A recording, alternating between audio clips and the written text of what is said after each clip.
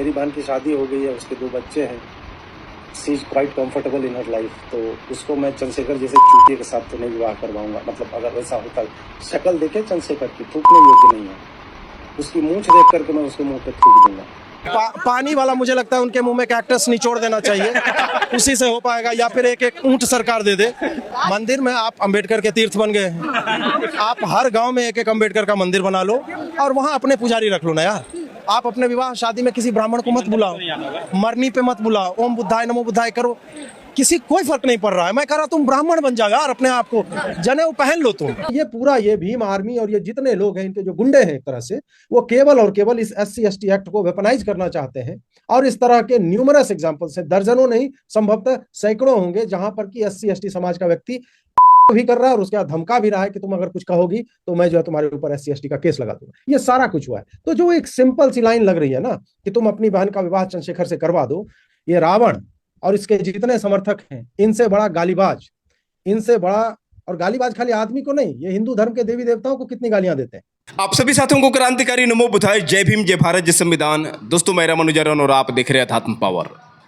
साथियों 21 अगस्त 2026 को आरक्षण हटाओ आंदोलन में जितने लोग वहां पर पहुंचे थे, उन लोगों के अंदर कितना संस्कार था साथियों, आप लोगों ने देखा। जितने भी वहाँ पर सवर्ण समाज के लोग पहुँचे थे, उनके अंदर जातिवादी मनवादी मानसिकता ठूस ठूस कर भरी हुई थी। सबके ज़ुबान पर बहुजन समाज के लोग थे।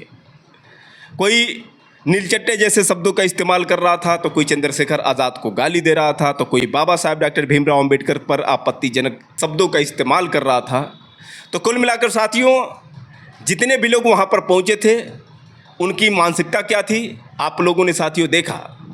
अनिल मिश्रा जैसे तुच्छ मानसिकता वाले और स्वामी आनंद स्वरूप जैसे संकीर्ण मानसिकता वाले लोग वहाँ पर पहुँचे थे, जो आरक्षण हटाओ की मांग कर रहे थे। बता दें साथियों कि उसमें अजित भारती नामक एक यूट्यूबर जो काफ़ी चर्चे में रहा। अजित भारती जो सवर्ण समाज से ताल्लुक़ रखता है और ये कह सकते हैं साथियों कि एक यूट्यूबर के नाम पर कलंक है। कुल मिलाकर साथियों यूट्यूब जो स्वतंत्रता देता है, उसका भरपूर ये दुरुपयोग करता है। बता दें साथियों कि यह मनवादी और आतंकवादी मानसिकता का व्यक्ति जो लगातार यूट्यूब पर ऐसे ऐसे वीडियो बनाता है जिस पर इसको गंदे गंदे कमेंट भी मिलते हैं। लेकिन बता दें साथियों कि कमेंट के बदले जिस तरह से यह क्रिया का प्रतिक्रिया देता है, आपको समझना होगा साथियों। यह चंद्रशेखर आज़ाद को लेकर कुछ यूट्यूब पर अपना बयान दे रहा था और आरक्षण हटाओ को लेकर ये अपनी बात रख रहा था। इस पर किसी यूज़र ने ये कहा कि तुम अपनी बहन की शादी चंद्रशेखर से करा दो, आरक्षण ख़त्म हो जाएगा। उस यूज़र का कहने का मतलब बिल्कुल यही था कि आरक्षण हटाओ की तो बात करते हो, लेकिन पहले जो जातिवादी मानसिकता तुम लोगों के अंदर व्याप्त है, उस मानसिकता को कब ख़त्म करोगे। यानी जब तक अंतर्जातीय शादी नहीं करोगे, तब तक समाज में किसी भी प्रकार की कोई समानता नज़र नहीं आएगी। लेकिन साथियों उस व्यक्ति के कमेंट पर इतना बुरा असर पड़ा कि अजित भारती ने उसको इस तरह से अमर्यादित शब्दों से जवाब दिया। हालांकि साथियों जिसने कमेंट किया था वह अपने आप को क्षत्रिय बता रहा था, लेकिन साथियों इस कमेंट का इतना असर पड़ा कि इसने चंद्रशेखर आज़ाद पर ऐसे ऐसे आपत्तिजनक शब्दों का इस्तेमाल किया कि चंद्रशेखर आज़ाद के जितने भी समर्थक हैं या फिर चंद्रशेखर आज़ाद को जो अपना नेता मानते हैं, उन सबको बात बुरी लगी। और कहीं ना कहीं जिस तरह से इसने चंद्रशेखर आज़ाद के खिलाफ आपत्तिजनक शब्दों का इस्तेमाल किया था, चंद्रशेखर आज़ाद को चूतिया बताया था, कैसे चंद्रशेखर आज़ाद के मूंछों पर इसने शब्दों का इस्तेमाल किया, जिसको लेकर तमाम भीम आर्मी व आज़ाद समाज पार्टी के कार्यकर्ताओं में आक्रोश नजर आया। जिसमें साथियों आपको बता दें कि बालक राम बौद्ध जिन्होंने अजित भारती पर FIR दर्ज करवाई, जिसको लेकर साथियों अजित भारती फिर से अपनी तरफ से बयान देता है। जैसे मालूम पड़ता है साथियों कि उस FIR का किसी भी प्रकार का इसके ऊपर कोई असर नहीं पड़ा। फिर से दोबारा उसी तरह का बयान और उसी तरह से खुलेआम धमकी देना कि इस तरह से अगर ऐसे कोई हमें कमेंट करेगा तो फिर मैं उसी तरह से अमर्यादित शब्दों का इस्तेमाल करता रहूँगा, मैं गाली देता रहूँगा। चाहे इस पर मुझे किसी की हत्या भी करने की ज़रूरत पड़ी तो मैं हत्या भी कर दूँगा। साथियों, पहले आप इसका ये वीडियो देखिए जो दीपक चौरसिया से बातचीत के दौरान इसने अपनी तरफ से बयान दिया था। पहले आप इसका पूरा बयान सुनिए, उसके बाद हम सीधे आपसे बात कर रहे हैं। ये एफआईआर इस बात का सबूत है कि किस तरह से कुछ कास्टिस्ट लोग जो होते हैं, जातिवादी लोग, उन्होंने इस पूरे लॉ को वेपनाइज किया है। और यही कारण है कि इस पूरे लॉ का कन्विक्शन रेट 8% है इस देश में। 92% केसेस फेक साबित होते हैं या प्रूफ नहीं हो पाते हैं। तो ये पूरा ये भीम आर्मी और ये जितने लोग हैं, इनके जो गुंडे हैं एक तरह से, वो केवल और केवल इस SC/ST एक्ट को वेपनाइज करना चाहते हैं। और इस तरह के न्यूमरस एग्जाम्पल्स हैं, दर्जनों नहीं, संभवतः सैकड़ों होंगे, जहां पर कि SC/ST समाज का व्यक्ति भी कर रहा है और उसके बाद धमका भी रहा है कि तुम अगर कुछ कहोगी तो मैं जो है तुम्हारे ऊपर SC/ST का केस लगा दूंगा। ये सारा कुछ हुआ है। तो जो एक सिंपल सी लाइन लग रही है ना कि तुम अपनी बहन का विवाह चंद्रशेखर से करवा दो, मैंने चंद्रशेखर रावण के बारे में बोला कि व्यक्तिगत रूप से मुझे उसका शक्ल पसंद नहीं है, उस पर थूकूंगा भी नहीं मैं। तो यह तो उसके चेहरे को लेकर के है या उसकी योग्यता को लेकर के है कि भाई विवाह यदि करना भी होता मुझे अपनी बहन का तो मैं इसलिए नहीं कर दूंगा क्योंकि फलाना आदमी MP है और फलाना उस कास्ट का है। नहीं, उसको उस योग्य बनाना होगा कि मेरी बहन यदि वो कुंवारी होती तो उसका वर्ण कर सकती थी। आप तो अपने लाइव में गालियां देते हैं ना अजीत भारती जी। आपके बिल्कुल आलोचक देता यही हूं। कहते हैं कि अजीत भारती माँ करते हैं, बहन करते हैं, हाँ, कुछ करता ऐसे हूँ। शब्दों का इस्तेमाल करते हैं जो नहीं करना चाहिए। तो मतलब अगर नहीं, कौन सोशल नहीं मीडिया ने करता। आपको स्वतंत्रता और स्वच्छंदता दी है तो आप हाँ। भले से आपने चंद्रशेखर रावण को नहीं दी हो, चंद्रशेखर आजाद हम्म। को, लेकिन आप दूसरों को तो गालियां दे रहे हैं ना। और बिल्कुल दे रहा हूँ। मुझे कोई मेरी बहन को बेचने की बात करे, वेश्या की तरह उसे देखे, तो मैं उसको गाली क्या, मैं तो अगर स्क्रीन से उसे खींच लेता तो मैं तो वहां तक जाऊंगा। और कौन लोग हैं ये जिन्हें गालियों से समस्या हो गई, जो अपने जीवन में माँ बहन की गाली हर लाइन में देते हैं। मैं तो रिटेलिएशन में देता हूं और मुझे इसमें कोई आपत्ति नहीं है। मुझे जो जैसे गाली देगा मैं उसको दूंगा। मैं ये कोई चोला ओढ़ करके नहीं चला हूं कि मैं मर्यादित रहूंगा, मैं जो है शब्दों को नहीं भाई।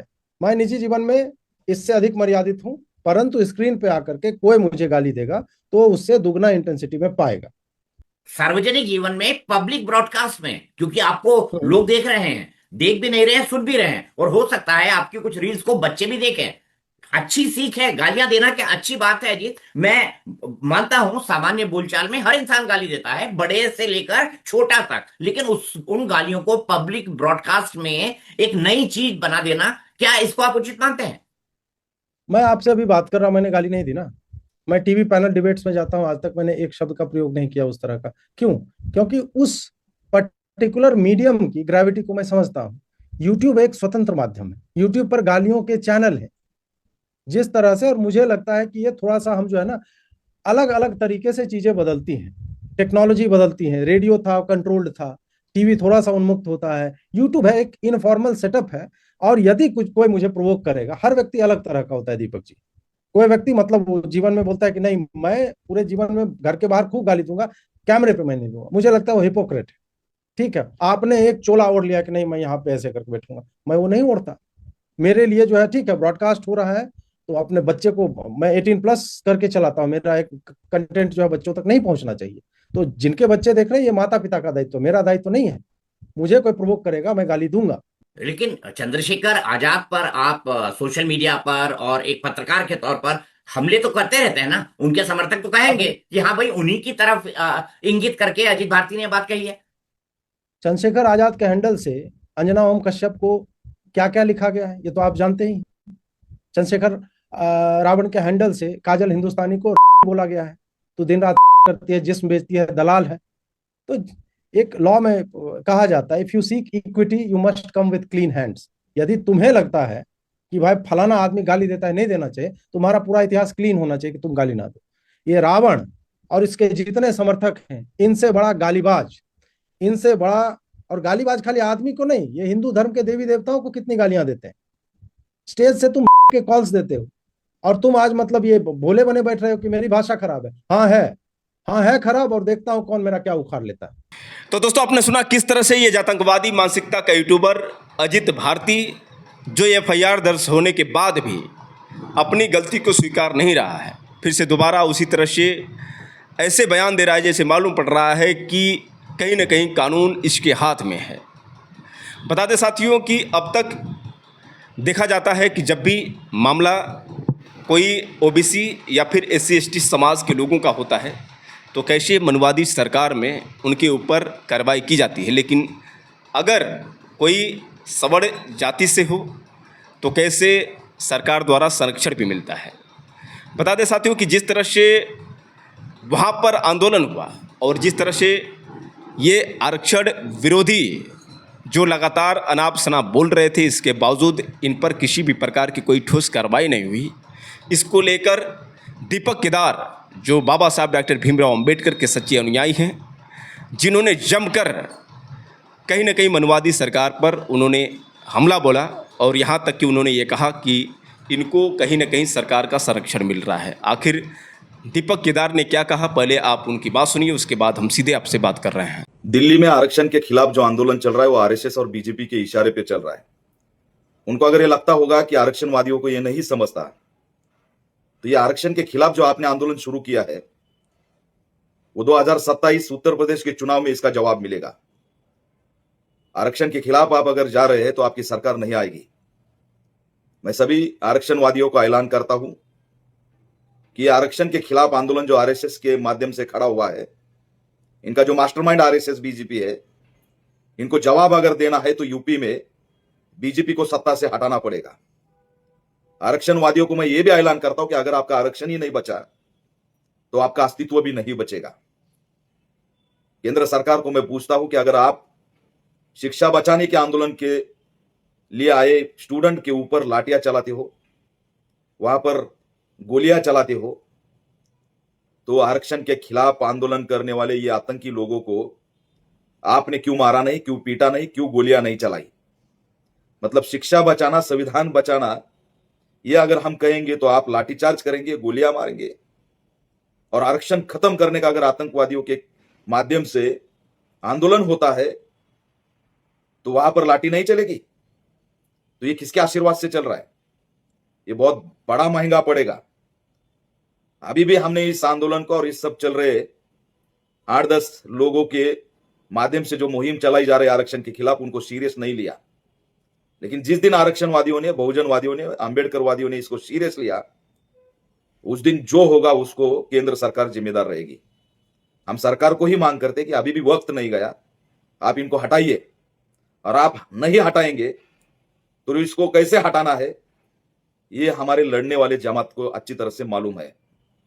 आप जाहिर करिए लिखकर कि हम नहीं हटा सकते, तो हमको हटाना भी आता है। हमने हमारा इतिहास हटाने का बनाया है, हमारा वजूद है, ये देश हमारा है, ये डीएनए हमारा है। तो यहां पर किसी की नौटंकी नहीं चलेगी। जो आरक्षण के खिलाफ बात करेगा उनके लिए डिटेंशन कैंप खोलो और उनको जेल में डालो। तो दोस्तों, आपने सुना किस तरह से दीपक केदार ने यह सीधे तौर पर कह दिया कि अगर बहुजनों को सम्मान चाहिए, अगर बहुजन समाज चाहता है कि संविधान और आरक्षण उनके हाथ में रहे, तो कहीं ना कहीं इस मनुवादी सरकार को उखाड़ कर फेंकना ही होगा। कुल मिलाकर साथियों, दीपक केदार का इशारा बिल्कुल चंद्रशेखर आज़ाद की तरफ था और वह चाहते हैं कि कहीं ना कहीं चंद्रशेखर आज़ाद 2027 में अपनी सरकार बनाएं और कहीं न कहीं मनुवादियों को सबक सिखाएं। हालांकि साथियों, आज़ाद समाज पार्टी के राष्ट्रीय अध्यक्ष बनगना सांसद चंद्रशेखर आज़ाद ने भी आरक्षण विरोधियों को खुले तौर पर चेतावनी दे डाली है कि चाहे किसी भी कीमत पर कोई आंदोलन करना पड़े, लेकिन आरक्षण विरोधियों को हम सबक सिखाएंगे और जब तक जातिवादी व्यवस्था रहेगी तब तक आरक्षण भी रहेगा।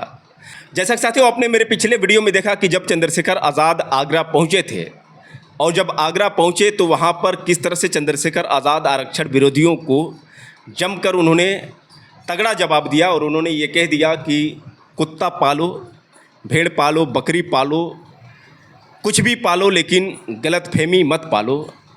जब तक जातिवाद रहेगा तब तक आरक्षण रहेगा। और यही नहीं साथियों, आपको बता दें कि चंद्रशेखर आज़ाद ने मनुवादियों को चाणक्य का रिश्तेदार बताते हुए बहुत सारी ऐसी बातें की जो साथियों आप लोगों ने वायरल वीडियो में देखा। कुत्ता पालो, बिल्ली पालो, भेड़ बकरी पालो, मगर गलतफहमी मत पालो।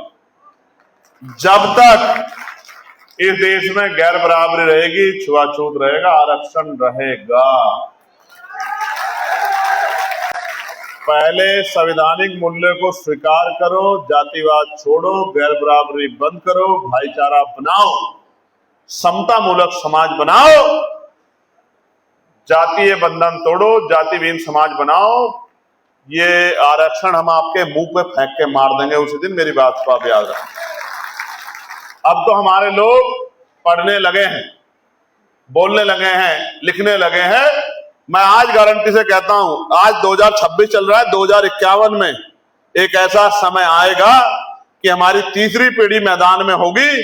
तुम्हारी मेरिट को अगर फाड़ के, तुम्हारी मेरिट को, जिस छूटी तथाकथित मेरिट का आप जिक्र करते हो, इंटरव्यू में गला काटते हो, अंगूठा काटते हो हमारा, इंटरव्यू में पछड़ जाते हो आप हमसे, मेन एग्जाम में, रिटर्न में, इंटरव्यू में हमें 150 और खुद को 225 लेके, और जो एकलव्य का अंगूठा काटने की प्रक्रिया चल रही है, तुम्हारी इस तथाकथित मेरिट का भी स्वागत करेंगे और इस मेरिट को फाड़ के तुम्हें बताएंगे कि जिनको सदियों तक दबा के रखा गया वो कमजोर नहीं थे, उनके रास्ते आपने बंद किए थे। मेरे तो याद है सरकारी स्कूल में पढ़ने के लिए 1911-12 का समय था, एक अधिवेशन था, उसमें यह माना गया कि अनुसूचित जाति अछूतों को भी विद्यालय में सरकारी विद्यालय में पढ़ने की अनुमति होनी चाहिए। आप महसूस करके देखो, बाबा साहब तो के पिता तो सूबेदार थे, तो वो बाहर बैठ के पढ़ते थे। जिनके पिता सूबेदार नहीं थे, इसके सागर के बाबा, मेरे बाबा जो खेतीहार मजदूर थे, वो कहां पढ़ते होंगे। मुकाबला करो, चाणक्य के रिश्तेदारों, मुकाबला करो, समय आने वाला, चिंता मत करो। और राजनीति में भी पछाड़ेंगे, एजुकेशन में भी पछाड़ेंगे, नौकरी में पछाड़ेंगे, लेकिन जैसा बाबा साहब ने कहा था, हम प्रथम और अंतिम भारतीय हैं, इस देश की मिट्टी के कण के लिए अपने प्राणों का बलिदान दे देंगे, झुकेंगे नहीं। बहुत बहुत धन्यवाद। जय भीम, जय भारत, जय संविधान, जय मंडल, जय जोहार। भारतीय संविधान जिंदाबाद, कमजोर किसान मजदूर जिंदाबाद।